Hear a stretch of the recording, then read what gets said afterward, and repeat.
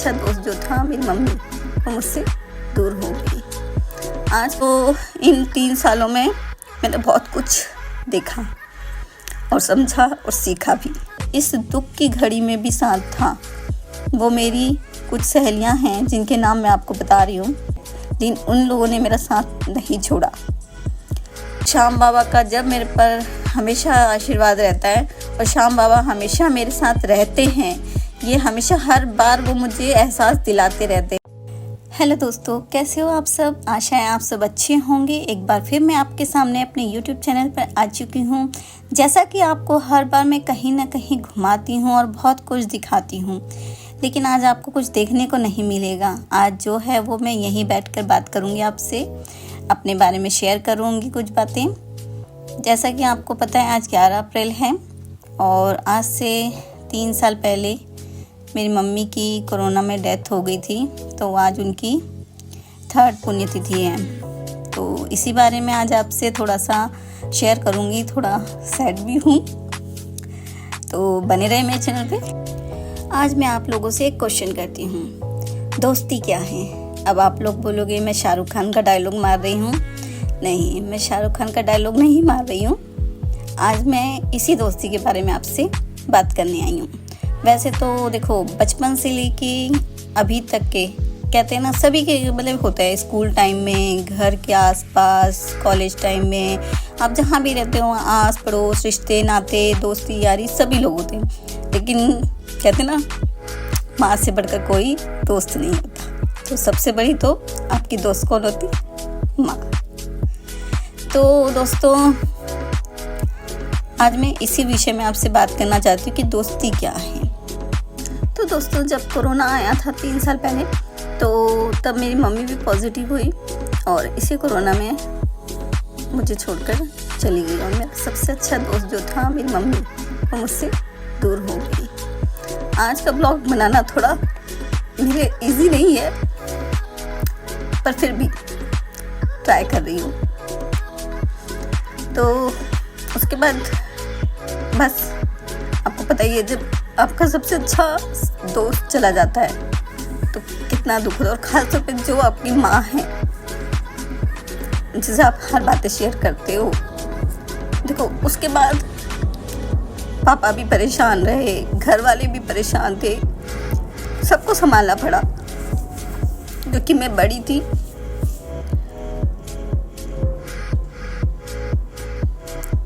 कहीं ना कहीं इन सब को लेके थोड़ा सा मैं भी डिप्रेशन में जा रही थी।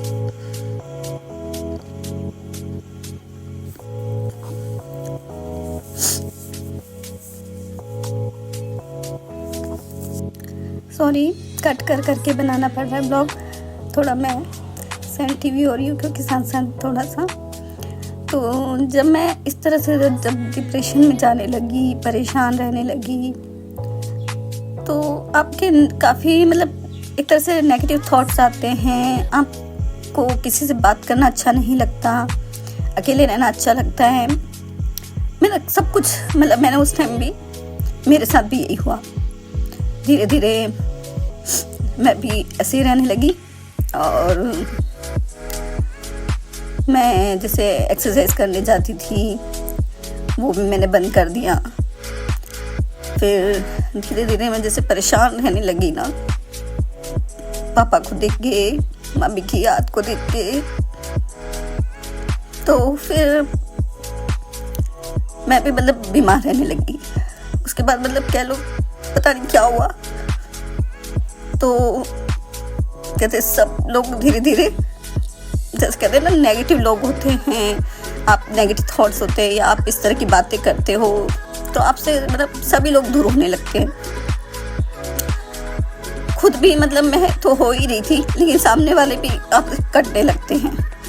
कोई आपको पसंद नहीं करता, आपसे कोई बात नहीं करना चाहता, मतलब सब दूर ही रहते हैं। ना कोई परिवार के, ना कोई रिश्ते नाते, इवन जितने फ्रेंड्स होते हैं वो भी, मतलब होता है, ऐसा होता है कि ऐसे पर्सन से कोई बात करना पसंद नहीं करता, सब दूर रहना पसंद करते हैं कि भाई ये तो खुद तो परेशान है, दूसरों को भी आप ये सुना सुना के मतलब परेशान करेगा, ये होता है। तो उस टाइम मेरे साथ यही हुआ। मैं भी अकेली रहने लग गई, एक्सरसाइज बंद कर दी, फिर कुछ बीमार भी रहने लग गई इन्हीं सब वजह से। अब जब मैं बीमार रहने लगी तो इन 3 सालों में मैंने बहुत कुछ देखा और समझा और सीखा भी। तो दोस्तों यही बताऊंगी मैं, जब आप इस कंडीशन में होते हो ना तो वाकई में कहते हैं ना, दोस्त क्या हैं। आज घूम फिर के मैं उसी टॉपिक पे आती हूँ। दोस्त वो है जो आपके सुख में भी साथ दे और दुख में भी साथ दे। तो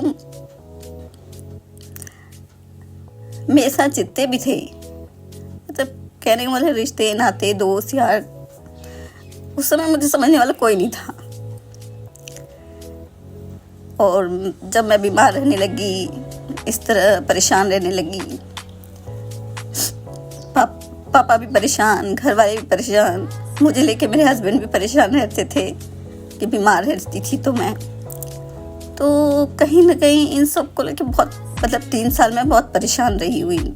आज भावुक होने की वजह से मुझे बार बार वीडियो कट करना पड़ रही है।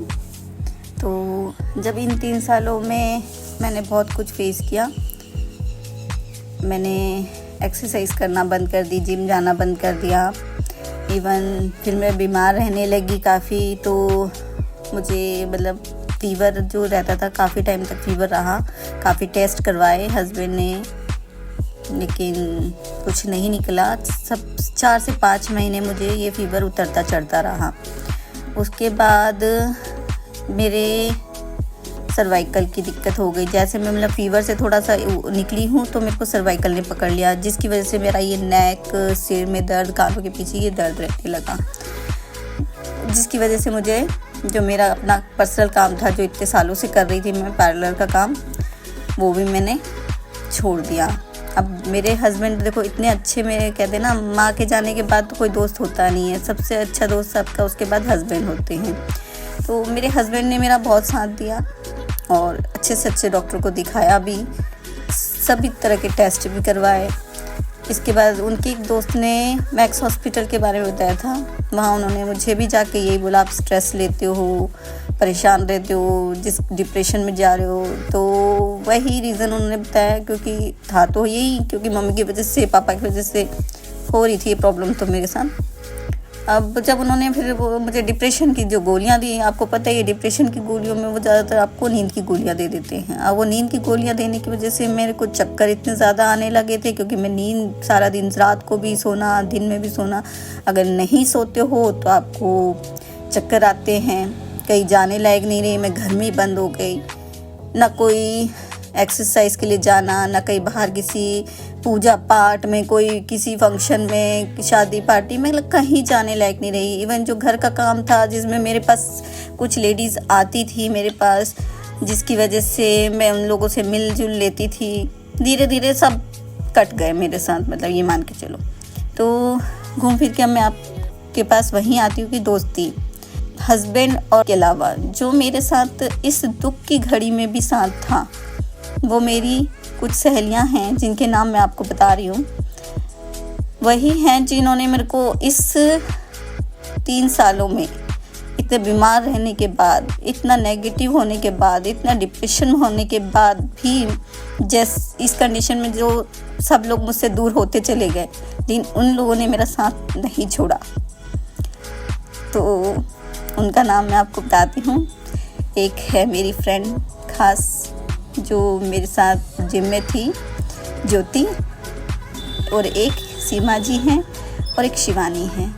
ये 2-3 फ्रेंड्स ऐसी हैं मेरी, जो मुझे हमेशा मोटिवेट करती रहीं और हमेशा मुझे हौसला देती रहीं, इन सब चीज़ों से निकलने के लिए मुझे साहस देती रहीं। सीमा जी के बारे में क्या बताऊँ, बहुत ही अच्छी लेडी हैं। उनको अगर मैं आधी रात को भी अगर बोलूँ, सीमा जी मुझे ये ज़रूरत है, वो आधी रात को भी मेरे लिए अवेलेबल हो जाएंगी। मुझे इतना उन पे भरोसा है, बहुत अच्छी हैं। उनके साथ मेरी दोस्ती कम से कम 5-1 साल होने आए होंगे, काफ़ी लंबा टाइम हो गया उनके साथ भी, मुझे 5-6 साल से ज़्यादा ही हुए होंगे, लेकिन वो हमेशा मेरे साथ अवेलेबल रहती हैं। जब मेरी मम्मी की डेथ हुई थी तब भी उन्होंने मेरा बहुत साथ दिया था मुझे इन सब से निकलने के लिए।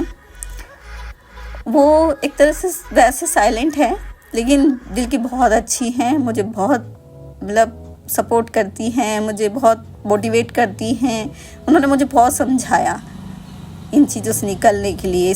और दूसरी है ज्योति, ये बंदी तो भाई कह रही हूँ ना, सबके कॉल्स बंद हो गए। सीमा जी मुझे फ़ोन करती हैं लेकिन सीमा जी का ये होता है कभी कभी कर लेती थी, लेकिन ज्योति एक ऐसी मेरी सहेली है जो डेली एक दिन छोड़ के या डेली मुझे फ़ोन करती ही करती थी इस घड़ी में, मतलब जब मेरे को बहुत ज़रूरत थी इस चीज़ से निकलने के लिए। वो मुझे हमेशा समझाती थी, हर तरह से मोटिवेट करती थी, मेरे से बातें करती थी, एक एक घंटा मुझसे बातें करके मुझे मेरा मतलब एक तरह से माइंड डाइवर्ट करने की कोशिश करती थी मुझे। तो कहीं ना कहीं कहते हैं ना, दोस्त ऐसे होने चाहिए जो आपको दुख की घड़ी में आपके साथ खड़े हों, ना कि सुख की घड़ी में। नेक्स्ट मेरी फ्रेंड है शिवानी, उसने भी मुझे काफ़ी मोटिवेट किया, मतलब हंसना खिलखिलाना इन चीज़ों से निकालने में मेरी मदद की। शिवानी हैं, ज्योति है, सीमा जी हैं, ये तीनों मेरी ऐसी फ्रेंड्स हैं जो मुझे हमेशा टाइम पे मतलब मोटिवेट तो करती हैं, बाकी मेरा माइंड डाइवर्ट करने में भी मेरी बहुत मदद करती है। हमेशा मेरे साथ हंसी मजाक करना, मतलब मुझे उन चीज़ों से दूर करने की कोशिश करती हैं और आगे मुझे बढ़ने के लिए कि तू जैसी थी पहले वैसी बन, वापस अपनी एक्सरसाइज शुरू कर, इन चीज़ों से निकल। तो जैसे जैसे मुझे बाबा का आशीर्वाद मिला और मैं थोड़ा ठीक होने लगी, जब खाटू श्याम बाबा मैं गई तो वहाँ मुझे जाने के बाद जब मैं वापस आई तो कहते हैं ना कि चमत्कार होता है। तो वाकई में देखो, श्याम बाबा खुद नहीं आते, हमेशा एक ज़रिया होता है आपके लिए। तो इसी तरह ज़रिया बन के मेरे लिए मेरे पापा आए। कहते ना, श्याम बाबा को सब कहते हैं, वो हमारा बैठा है ऊपर, हमारा बाप, तो वही वो भी मेरे बाप बन के आए। तो मेरे पापा ने मुझे बोला कि तो ये सब दवाइयाँ बंद कर, और बचपन से जिनसे मैं दवाइयाँ लेती थी, मेरे अंकल जी हैं, वो होम्योपैथिक दवाई देते हैं इंदौर में, तो उनसे फिर मेरे पापा ने मेरी दवाई चालू करवाई और आज मेरे को उससे काफ़ी सर्वाइकल में आराम मिल गया। कम से कम ये मान के चलो 80% मुझे आराम मिल गया। नहीं तो मैं पहले बहुत ज़्यादा परेशान रहती थी, जिस वजह से मैंने पार्लर का काम बंद कर दिया, डॉक्टर ने मना कर दिया था। तो डेली फिजियोथेरेपी लेना, डेली सिकाई करना, इतनी मेडिसिन पेन किलर वगैरह खाना है, मतलब इतना परेशान रहती थी, जिस वजह से मेरा वेट भी गेन हो गया काफ़ी दवाइयों खाने की वजह से। तो दोस्तों, ये सब होने के बाद जब मैंने होम्योपैथिक चालू की तो मुझे 80% आराम मिल गया। लेकिन बीच में एक प्रॉब्लम और आई, जैसे जैसे इसमें आराम मिला तो मेरे राइट शोल्डर में पेन होने लगा, जिसकी वजह से एक्सरसाइज मैं अभी भी नहीं कर पा रही थी। अब जाके कहते ना, श्याम बाबा का जब मेरे पर हमेशा आशीर्वाद रहता है और श्याम बाबा हमेशा मेरे साथ रहते हैं, ये हमेशा हर बार वो मुझे एहसास दिलाते रहते हैं कि श्याम बाबा हैं। मेरे एक सबसे अच्छे दोस्त श्याम बाबा भी हैं बन गए इन 1 साल में, मतलब मैं उनको बहुत मानने लग गई हूँ, क्योंकि हर पल वो मुझे अपना साथ होने का एहसास दिलाते रहते हैं। जब ये शोल्डर में पेन हुआ, तब फिर मेरे को इस शोल्डर के लिए भी एक और डॉक्टर सजेस्ट किया किसी ने कि मैं वहाँ जाऊँ, और वहाँ से मुझे इसमें भी अब जाके आराम मिला है और अब मैं काफ़ी हद तक के सही हूँ।